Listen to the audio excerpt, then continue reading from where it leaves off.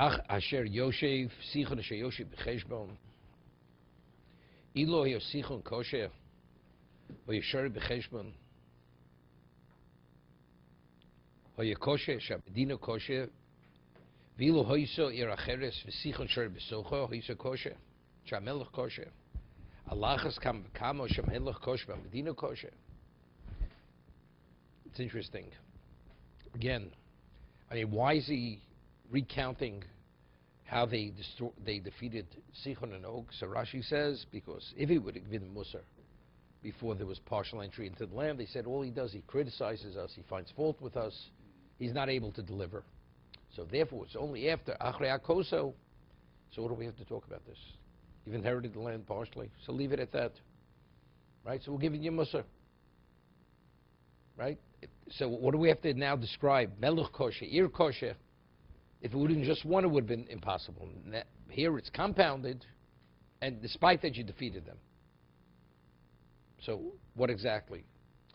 So, of course, again, the question is, they still have to deal with the Meraglim. The Meraglim says you can't conquer that. Eretz Ocheles Yishver. Most of this generation wasn't there with the Meraglim. They weren't there. So if that's the case, you start thinking again. So the lesson of the Meraglim they didn't learn, even though they wandered. But they didn't see the way the Meraglim were killed. They say they were killed. Maybe some of them were younger at the time. But if you have Sichon and Og, Melech kosher, Ir kosher, and despite that they defeated them, Canaan is nothing.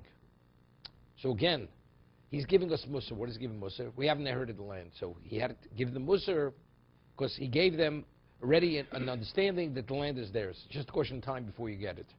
He has the ability to take them into the land.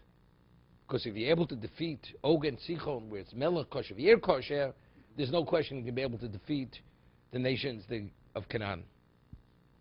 Ashioshi b'Ashteros, Hamelech kosher, B'dina kosher, Ashtaros huloshin sokin v'kosher. It's an expression of rock stones. Mo'ashros karnayim. V'Ashtaros hu Ashros karnayim sho yisham refoim, shakol amrofel, shika amrofel. Shenev v'yakos reform shos vog nimlot mehim. Og was the one, he fled from that battle. The 4 kings against the 5 kings. Hu shenema v'yovo apolit. He is the refugee who fled. V'omeki rak Og melech haboshen nisham yesar refoim.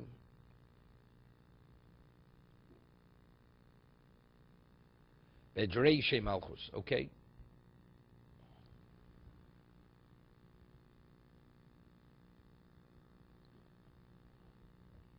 The Evi Ayardain Beretz Moav.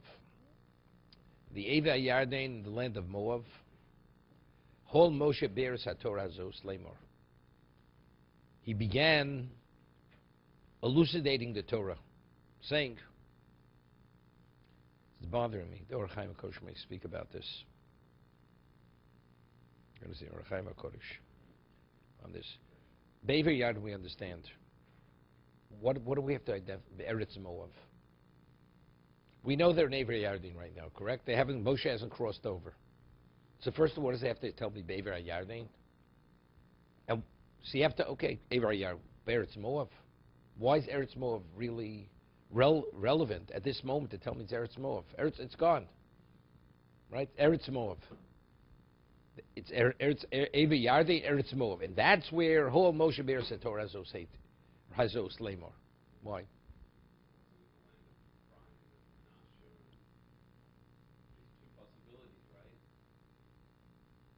Firstly, even what does he have to...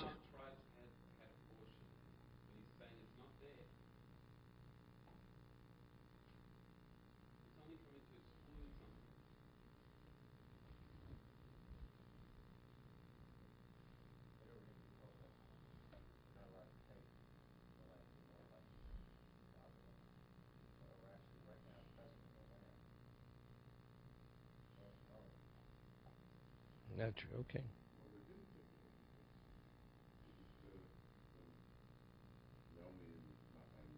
They destroy them for that reason. I'm in a Moav.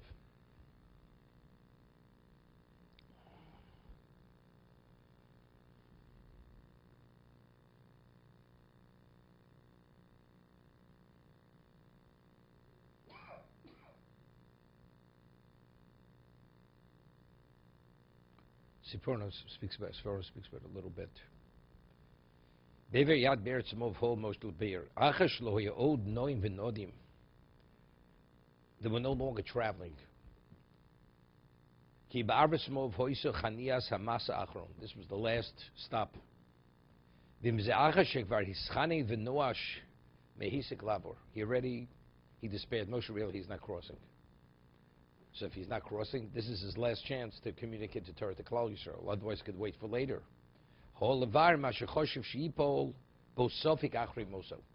he began elucidating and reviewing what he was concerned maybe after he passed away. What happens if a question should arise? He's recounting, he's going back to Sinai.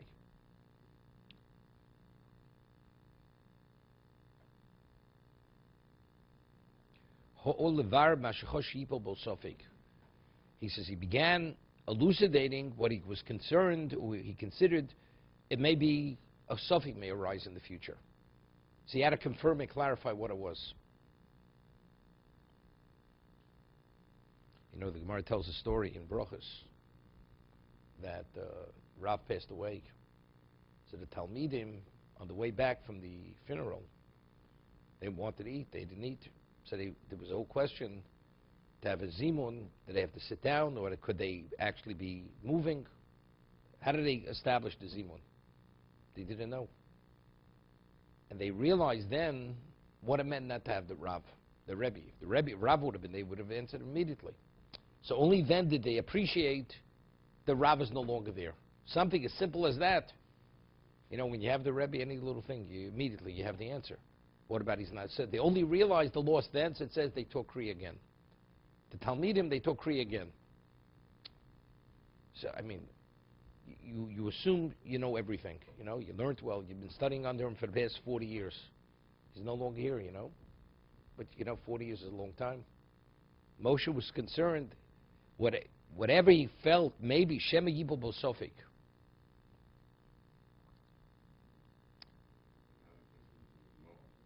No, that is was they're no longer knowing v'nodim. That's what it's identifying. They're no longer traveling. It's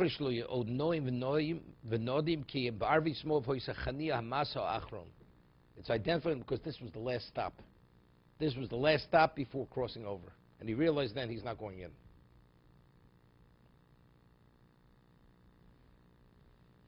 Remember, in Shiva, the Mashgiach, he was the Baal Tefillah on Rosh Yom Kippur. And whatever was done in Yeshiva, it was basically what they did in the Mir in Europe. He was the Shlich Tzibur in the Mir in Europe. He was a Shlich Tzibur in the Yeshiva. Whatever the Minhagim, whatever it was he's the one who put it in place. So there's a question in Kaddish. So during Yom Noraim, you say Le'elo, you say twice. So there's a question, even though it's called Siddur, they bring it. You say Le'elo, or do you say Le'elo, U'Le'elo? Okay? People, I heard him daven for the Yom Rosh Yom Kippur, at least, how many years?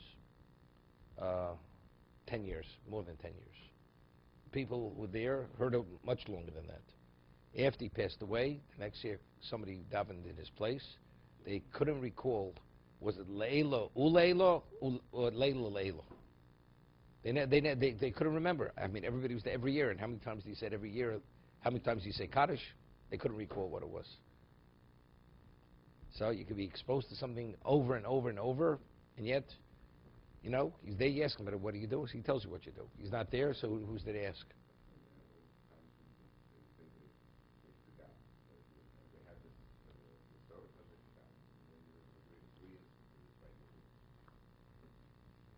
It's more difficult. Everybody davens.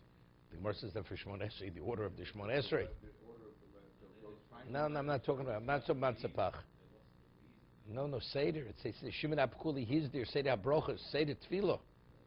I mean, everybody davens 3 times a day. How do you forget to have the Seder HaTefillah? You never know. You never know. Chas v'sholom, you could have people in the concentration camp. There were all kinds of upheavals. People stop davening for 6 months, for a year. They have no choice. Get back. You don't recall. You don't recall exactly what the order was.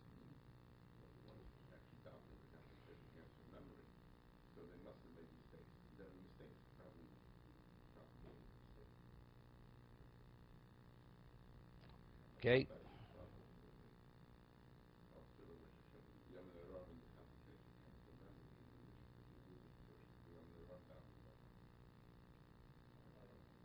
Some people did. Okay?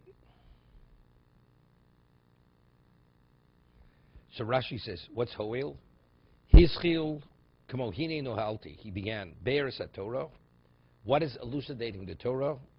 B'shiv Loshim Pirshlem. 70 languages. But Torah has relevance to the world. Right? What do you need 17 languages? Okay?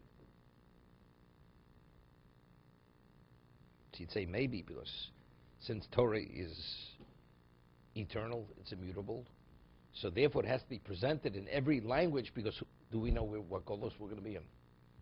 So whatever language it may be, right? Ukrainian, Russian, who knows what language we'll end up speaking, right? So wherever you're at, you have to be able to converse in it and be able to relate to what it is. Okay?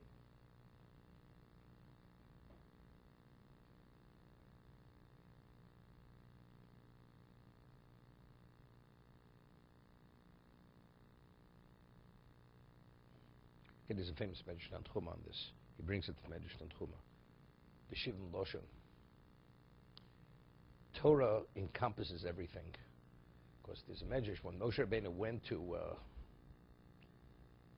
to be the Goel, firstly he had a speech impediment. So he says, here I'm coming to represent the creator of the world. He says, it's going to be a mockery. I mean, because there they had interpreters that whoever came to the palace, whatever language you spoke, the person spoke that language, and there was an interpreter to interpret it. He says, me, even the language I speak, I don't speak correctly, because I have a speech impediment. You know, me some Pel Odom, me some all this. This is what HaKadosh Baruch Hu says. But not only that, he says, and who taught Odom Arishan Shivim Loshan? Odom Arishan spoke 70 languages. Who taught Odom Arishan 70 languages? Nobody taught him. He just knew it. That what is it about? Meaning, language, it's not, when you come upon, so it's not, you think you develop something. It's there. If originally 70 languages were part of creation, and Torah encompasses everything, within Torah is 70 languages. Right? So therefore, if the 70 languages, everything emanates from the Torah, that means Torah is 70 languages. So the Be'er Hativ is not to elucidate the Torah. It's to indicate every aspect of existence is within the Torah. That seems to be, that's what the Benjamin Chum is saying. It's not because you have to interpret it for people who speak another language and should be able to understand it. To be continued.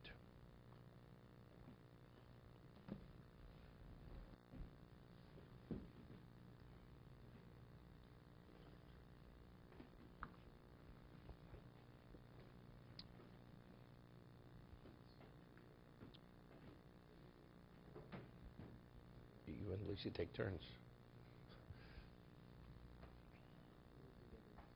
He was here yesterday, no? Yeah, he was here. Yeah.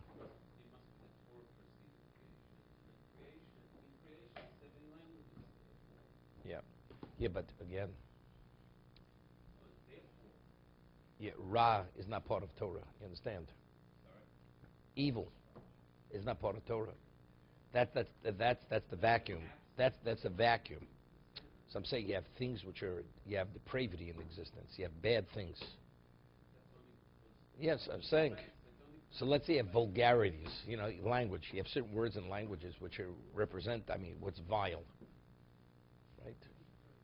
That's not part of the language, They introduce. Yeah, exactly. Okay.